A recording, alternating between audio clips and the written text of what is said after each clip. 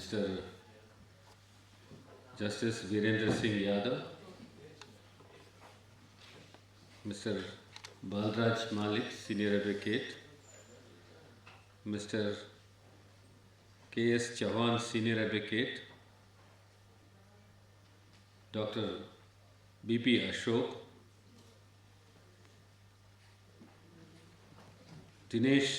Goswami, Senior Advocate, friends who have come here to witness this important meeting, press and media. Good evening to you all. Today we have assembled here to talk about an important issue, a burning issue. This is about the requirement of social diversity in the appointment of judges of High Court as well as Supreme Court. Friends, I would thank Mr. Balraj Malik for taking efforts to organize this, and especially I would thank Justice Virender Singh, who has taken pain to come from Allahabad and participate in this meeting, and all of the friends, senior advocates who are sparing time, and the other learned advocates who are here. Friends,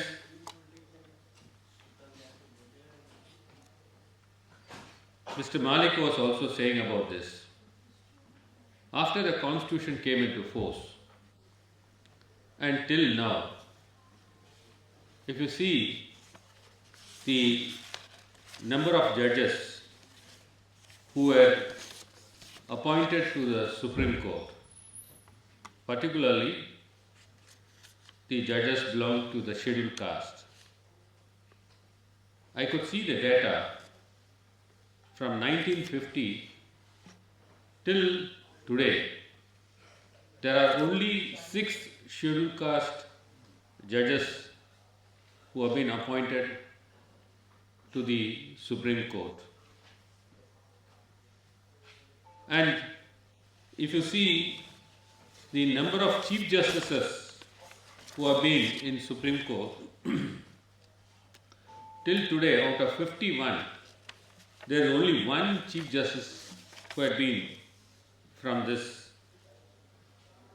depressed class. Friends, as we are going into the 75 years of the Constitution,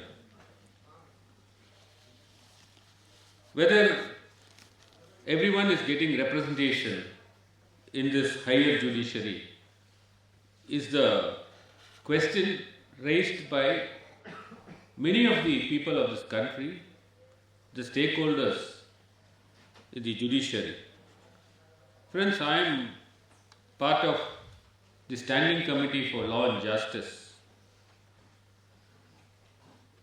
We used to summon the Department of Justice, Legal Affairs, which comes under the Law Ministry.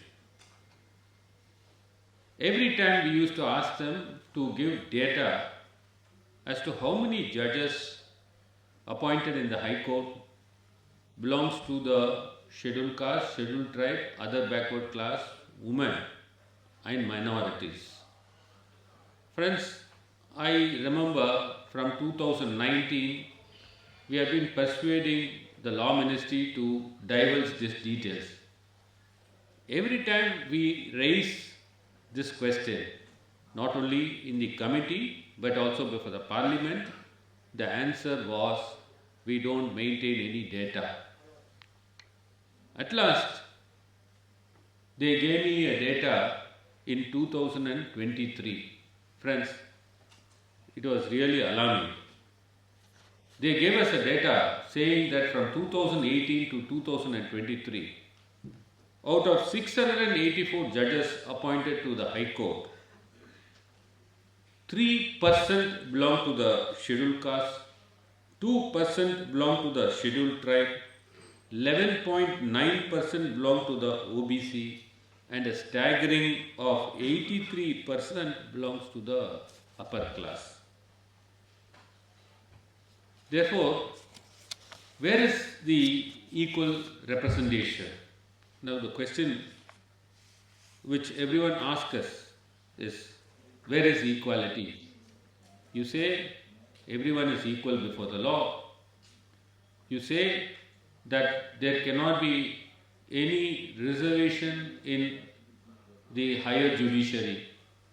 If you say so, if you say there is no reservations in judiciary, that too higher judiciary, should you not enforce equality? What is the inference you can draw from the data which we have collected from the law ministry?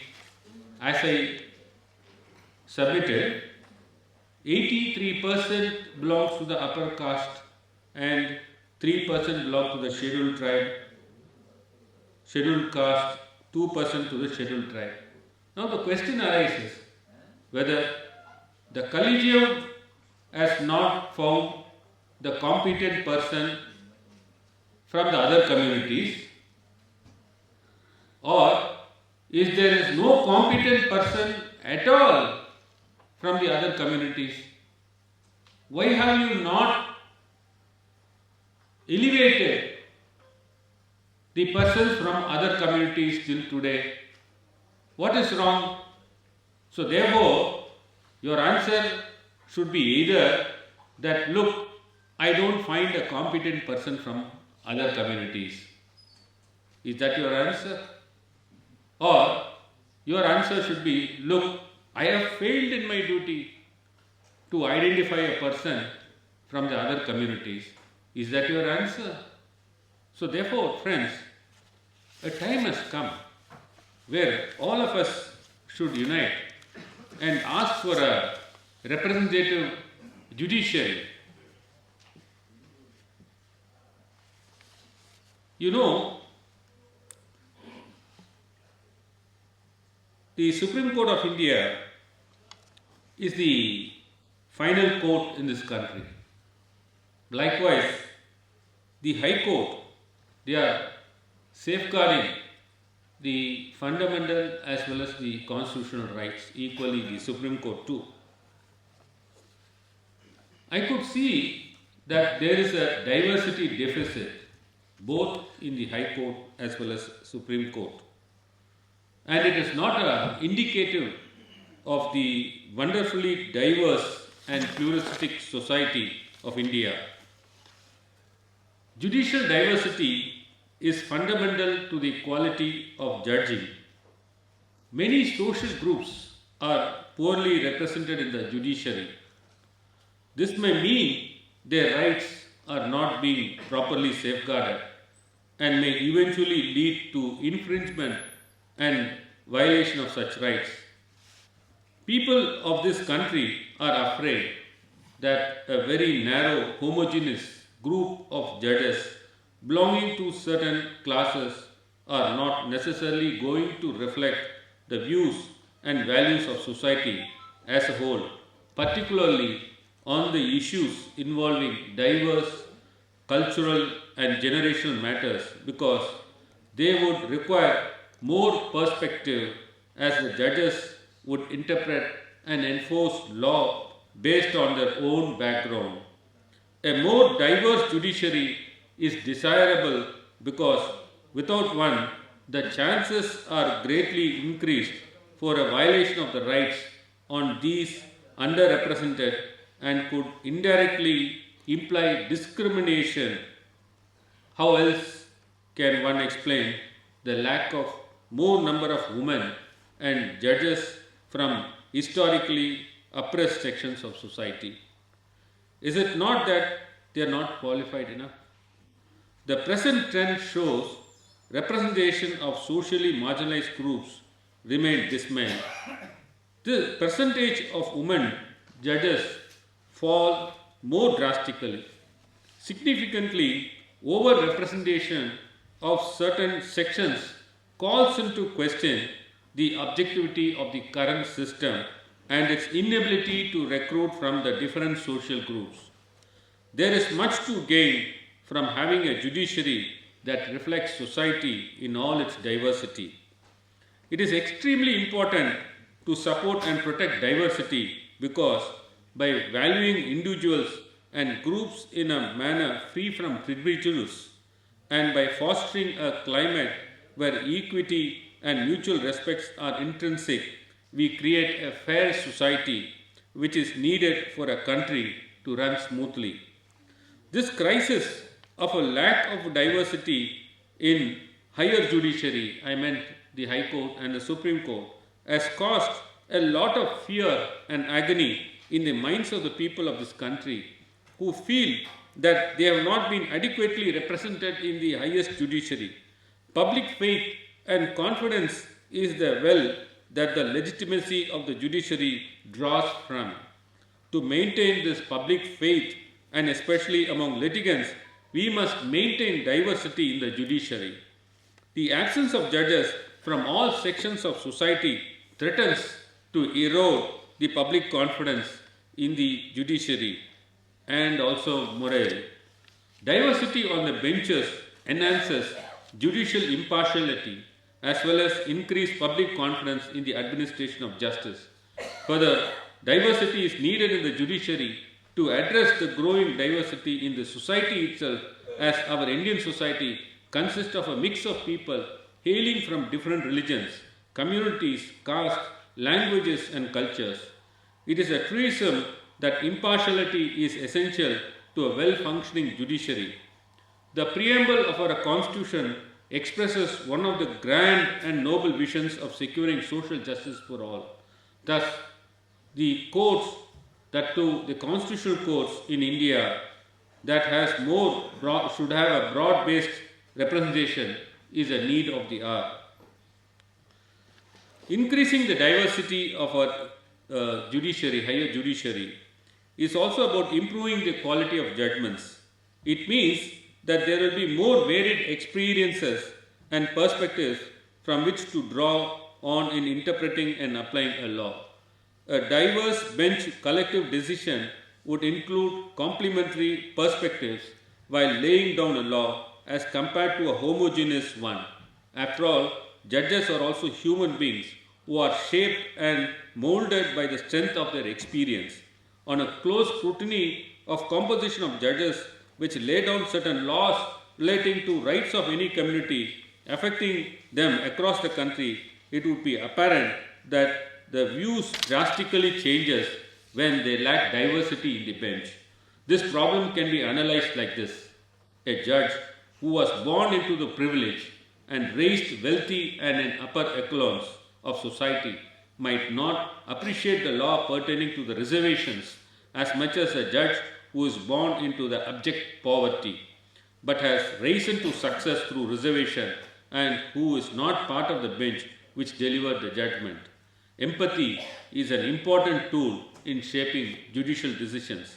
Sometimes, in order to deny diversity at the bench, merit is used as a proxy to justify the retention of a particular class or community of persons as judges. A judiciary that markedly fails to reflect the social composition of the nation poses a serious constitutional challenge. A bench that reflects society is pivotal to fostering public confidence in the ability of the courts to make sound, responsive decisions. For the public to perceive our court system as impartial and accessible, the judiciary must reflect the diverse population affected by its decision. On some level, we have been aware all along there are hidden biases surrounding the society. It explains why people like to see a bench that includes people more like them who can appreciate their realities and listen with connection. Judicial independence presupposes that judges are non-biased and make impartial decisions, while greater accountability is expected from popular and greater representation. Hence, if there is no diversity within a judiciary, the chances of gaining either judicial independence or judicial accountability are far-fetched, almost impossible. A judge's ability to hear a case, interpret it, and pass judgment is based on his coherent, diverse experience and views.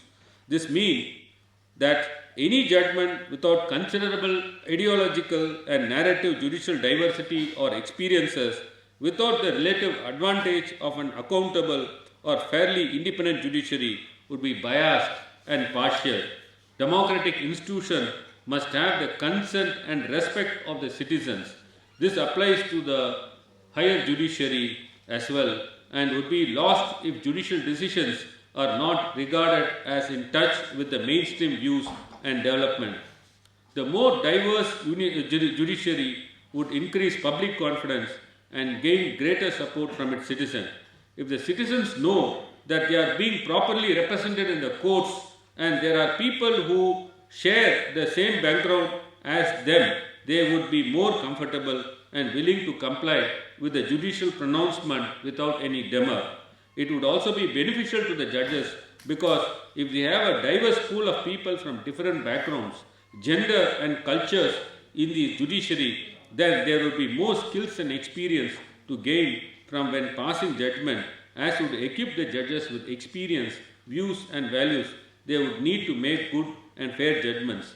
Diversity reflects the rainbow of cultures, community, genders and religions, etc. that make up the India as a whole. It is a key factor required for the smooth running in a democratic state. Diversity will assist the judiciary of the country to be both accountable and independent from any criticism. Few reasons why the quality, fairness and legitimacy of judgments are negatively affected by a lack of diversity, and why this undermines justice, we have to loudly think about this. A homogeneous set of judges will likely have a narrower set of life experiences and very less variety of thought. As a human, a judge's thought processes are bound to be reflected by his or her experiences. Appointing a more diverse judiciary would increase the breadth of thought and understanding in this justice system. Therefore, friends, there had been a lack of representation, no doubt, both in the Supreme Court as well as in the High Court. Now the time has come where we should all stand up unitedly and fight for our rights. In fact, I had, as a parliamentarian, time and again I have been espousing the cause of social diversity then and there. In fact, my leader, Mr. M.K. Stalin, he asked me to introduce a bill to bring a social diversity in the appointment of judges of the High Court and Supreme Court. Friends, I have introduced a bill successfully. That was a great momentum in my life. When I introduced the bill, I told the House that in 75 years after the Constitution came into force, only place where the reservation denied is the higher judiciary. I meant in the High Court as well as Supreme Court. And the entire House allowed me to introduce the bill. And I am hoping that this bill will come up for consideration very soon. If the bill is being taken up, certainly the social diversity, a compulsory social diversity, will be introduced. It is in the another form of reservation in the higher judiciary, and certainly there will be a representation from all sections of the society. The oppressed class, they also, a marginalized person belonging to the marginalized society, will also have a chance of becoming judge and certainly be elevated to the Supreme Court. So therefore, I thank the organizer, especially Malik, for organizing this meet. It is right in front of the Supreme Court, and certainly it is very near to the Parliament also.